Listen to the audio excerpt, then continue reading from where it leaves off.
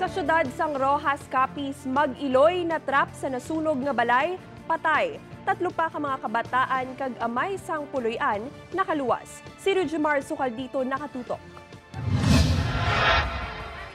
Sunog na sang masapuan sa sulod sang banyo ang 53 anyos nga si Josefa Frugyo kag ang 12 anyos sini nga bata nga si Charlotte. Ang Mag-iloy ang natrap sa sulod sang banyo matapos nga masunog ang ilang nga puloy-an sa Purok 1, Barangay Libas, Rojas City.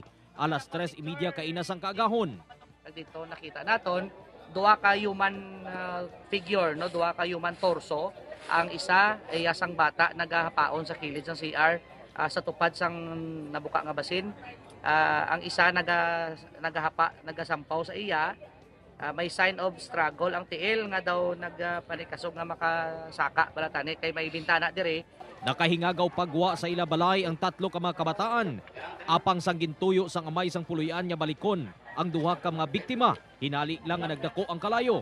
Gindala sa ospital ang mga nakaluwas nga miyembro sang pamilya matapos nga nakaagom sang paso sa lawas. Posible nga naangin unconscious na sila sa volume sang aso nga naglikop sa ila before pa man sila madagdagan sang mga burning debris, no, gikan sa atop kag sa mga dingding.